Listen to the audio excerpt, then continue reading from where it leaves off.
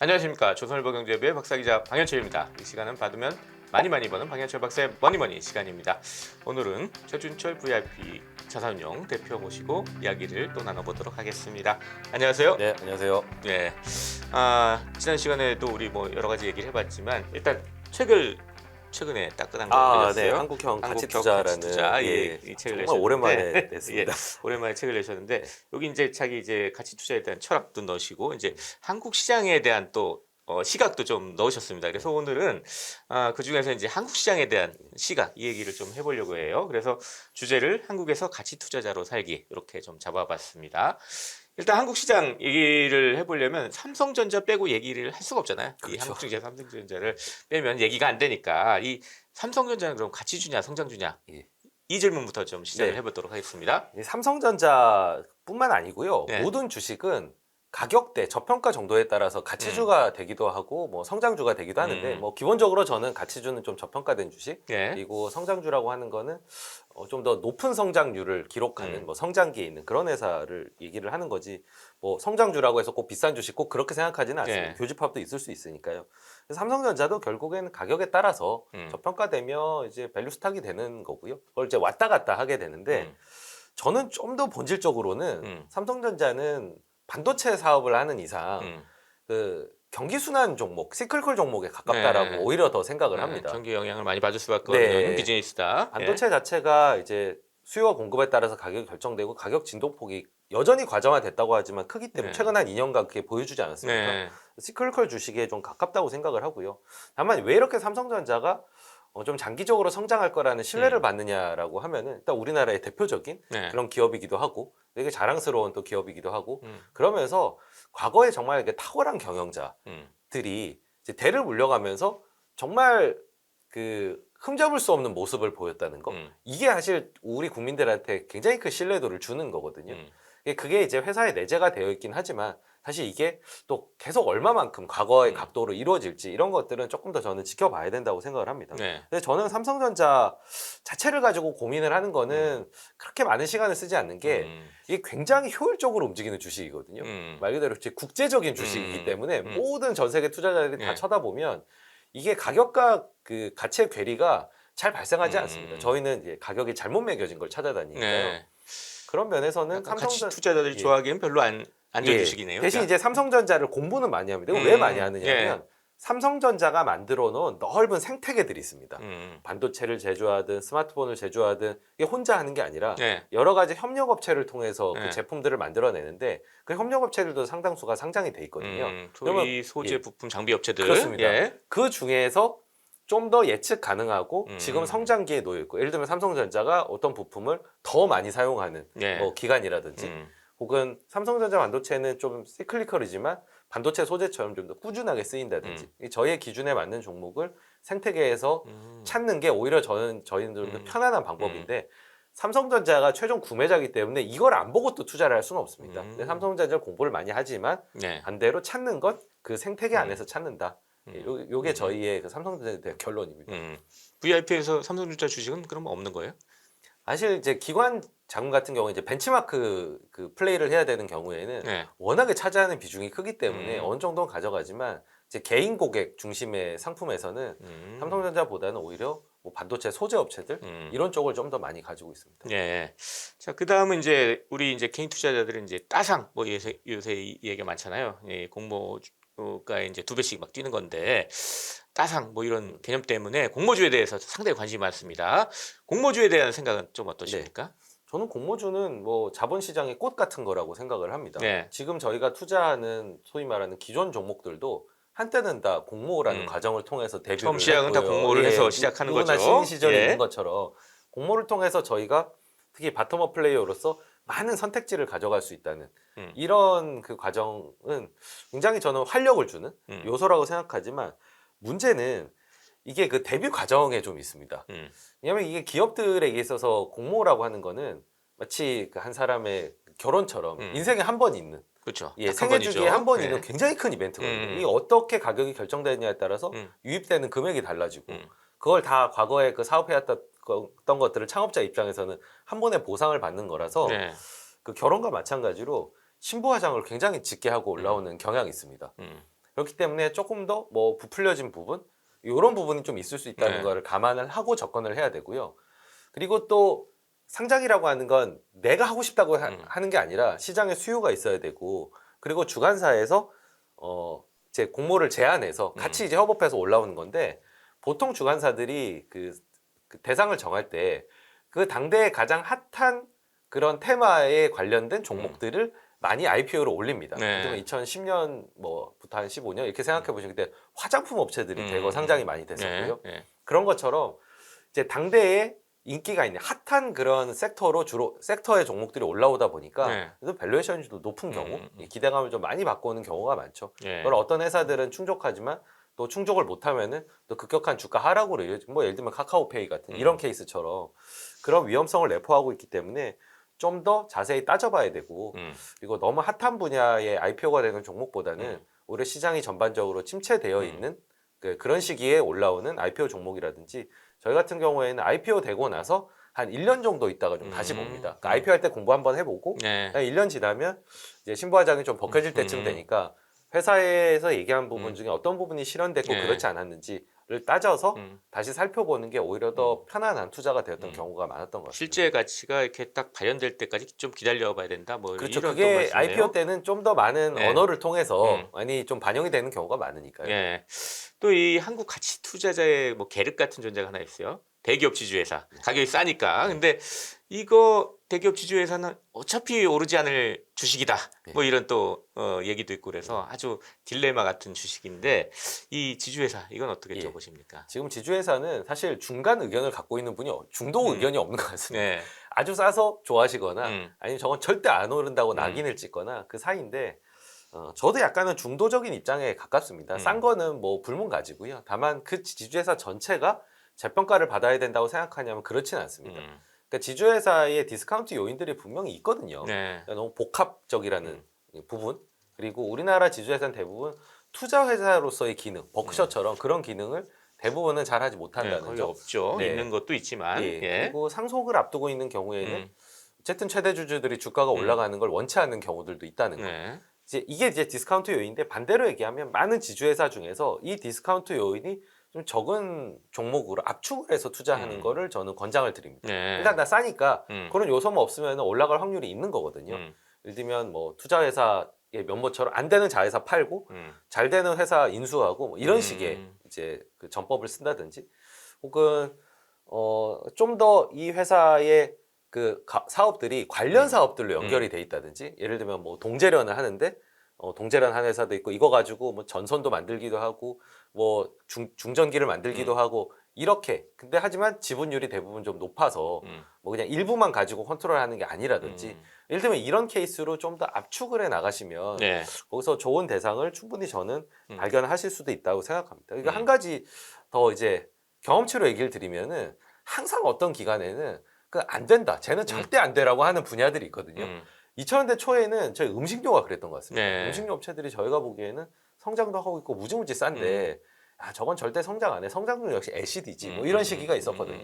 근데 이제 무섭게 네. 한번 재평가 받으니까 올라갔죠. 마치 그 토마토 케찹 같습니다. 토마토 케찹이 흔들면 처음엔 잘 안 나오다가 한 번 나오기 시작하면 왕창 나오는 예, 거. 왕창 예. 쭉쭉 나오거든요. 그것처럼 그 시기가 절대 안 오는 분야란 없다.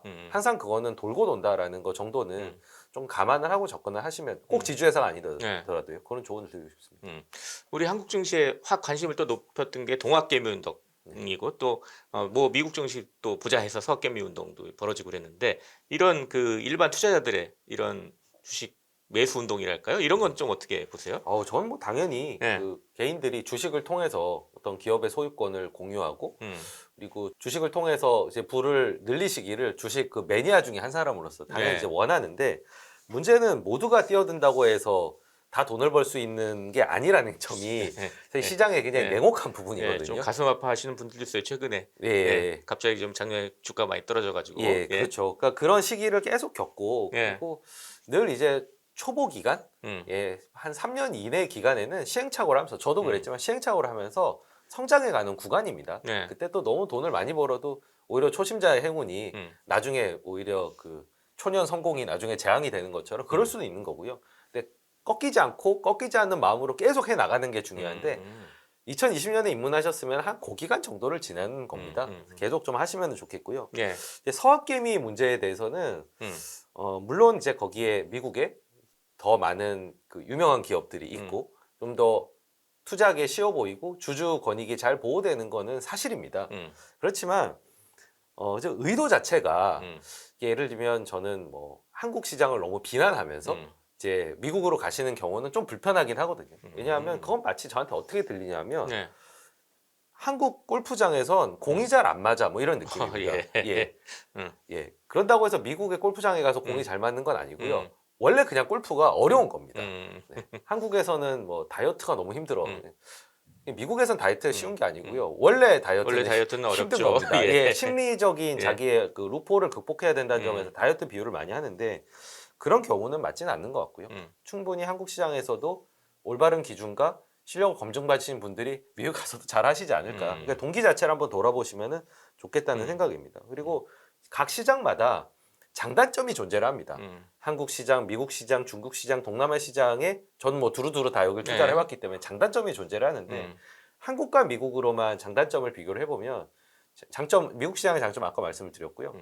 단점은 경쟁이 너무 치열하다는 데 있습니다. 정말 거기는 그냥 PGA, 예, 메이저리그.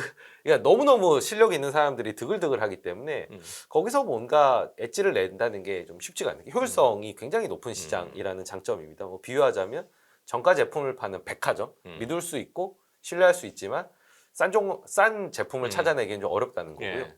한국 시장은 좀 아울렛에 가깝습니다. 한국 시장 저평가됐다는 뒤지다 거야. 보면은 뭐 네. 좋은 제품을 싸게 살 수 그렇죠. 있는 곳이다. 그러니까 예. 전체 시장을 투자한다라고 했을 때는 S&P 500이 코스피보다 나을 수는 있습니다만은 내가 개별 종목을 분석해서 잘못 매겨진 가격을 찾는다라고 봤을 때는 미국 시장보다는 한국 시장이 더 매력적인 시장이고 그런 의미에서 미국 가치 투자자들도 한국 시장에 와서 분석해서 중소형주나 이런 거를 사고 뭐 5% 신고도 하고 이런 이유가 예. 미국에서보다 한국 시장에서 뒤졌을 때 보물찾기 했을 때 뭔가를 발견할 확률이 더 높다는. 그래서 개별 종목을 좋아하시는 분들은 사실 저는 한국 시장이 더 많은 기회를 제공한다라고 여전히 믿고 있습니다. 관련해서 이제 최근 한국 시장에서 영향력 키우고 있는 주주 행동주의가 있어요. 뭐 미국처럼 이제 행동주의 펀드들이 지금 많이 나오고 있는데 이건 어떻게 좀 보십니까? 저는 뭐 주주 행동주의를 이제 네. 하고 있는 물론 저희는 적대적이기보다는 좀 우호적이고 컨설팅형으로 진행을 하고 있지만 네. 사실 이게 이 주주 행동주의가 요구하는 거, 예를 들면 뭐 지배구조라든지 혹은 그 자본 배분의 이슈, 뭐 자사주라든가 배당이라든가 ROE를 중심으로 한 경영 이런 게 결국에 코리아 디스카운트 핵심이라고 보는 사람 중에 한 명이었거든요. 그런 의미에서는 행동주의가 이 디스카운트를 해소할 수 있는 아주 긍정적인 방향으로 나아가고 있다. 물론 미국처럼 뭐 노동 문제까지 뭐 고용 문제까지 개입을 한다든 저희 사실 그런 단계가 아니기 때문에 그런 걱정을 하는 단계는 아니고요. 네. 가장 명백하게 누적됐던 그 폐해를 개선한다는 면에서는 이제 필요한 부분이라고 생각을 합니다. 근데 이게 이제 통할 수 있느냐 없느냐의 부분이 중요한데 이제 2000년대 초반에 저도 이제 주주 행동주의를 해봤습니다만 네. 그때는 여건이 충분히 무르익지 않았던 것 같습니다. 제도도 마땅히 지금처럼 뭐 주주 제한을 할 수 있는 상황도 아니었고요. 뭐 감사 선임을 할 수 있는 상황도 아니었고 제약이 많았는데 지금은 이제 제도도 많이 개선이 됐고 인식도 많이 개선이 됐고 그리고 이 행동주의를 하는 사람들도 많은 경험을 통해서 그리고 미국의 사례를 통해서 노련해졌기 때문에 네. 이제는 좀 가능한 시점이 아닌가라는 기대를 좀 저는 걸어보고 있는 상황입니다. 이 한국 증시에서 이제 투자할 만한 가치주 좀 찾기 어렵다는 분들도 있는데 최근에 좀 주로 눈여겨보는 분야는 어느 쪽이세요? 아까 말씀드렸던 것처럼 지주사가 워낙에 싸고 많기 때문에 거기서 뭔가를 찾아보는 노력들은 여전히 계속하고 있는 상황이고요. 뭐 싸다는 거 불문가지입니다. 네. 그리고 싼 영역인데 분석하기가 좀 일반 투자자 입장에서는 좀 까다로워서 올해 큰 변화가 예상됨에도 불구하고 여전히 저평가 상태를 보이고 있는 섹터로는 저는 손해보험사를 예, 들고 싶습니다. 이게 조금 어렵긴 합니다. 네. 그런데 올해 뭐 많이 들어보셨겠지만 회계제도가 이제 바뀌고요. 그리고 보험회사는 금리가 낮을 때보다 높을 때 더 쉽게 돈을 벌 수가 있습니다. 보험료를 받아가지고 그걸 채권 운용을 하는데 1%일 때보다는 당연히 이제 4% 5%일 때가 더 돈 벌기가 쉬운 거죠. 네. 그런 상황 변화들이 주가에 아직은 반영이 좀 안 돼 있다는 생각이 들고요. 그리고 뭐 저희가 싼 종목만 좋아하는 게 아니라 결국에 이제 장기적으로 성장하는 분야를 좋아하는데 네. 그게 누구나 다 그렇다라고 생각하는 것보다는 조금 더 작은 분야지만 빠르게 어떤 한국의 대표 수출 산업으로 커지고 있는 그런 쪽을 발견하는 걸 또 좋아하거든요. 그래서 네. 예전에 뭐 화장품도 그렇게 해서 발굴했던 거고, 예전에 조선 한참 인기 없을 때 또 조선을 주목을 했던, 다 이제 저의 성공 히스토리에 그런 것들이 묻어 있는데, 네. 최근 한 3년, 한 3, 4년 전에는 저희가 케이팝을 음. 이제 먼저 좀 네. 알아봤었고요. 네. 그리고 뭐 K 드라마, 이 경쟁력이 굉장히 높고 이런 플랫폼을 통해서 전 세계에 수출될 수 있다. 그리고 우리나라의 소프트 파워가 늘어나는 게 보였는데, 그게 뭐 한두 해 반짝하고 뭐 그런 이 트렌드가 아니라서 저희는 계속 이어질 거라고 보고 있습니다. 네. 그래서 K-팝, K-드라마는 계속 봐야 되는 영역이고요.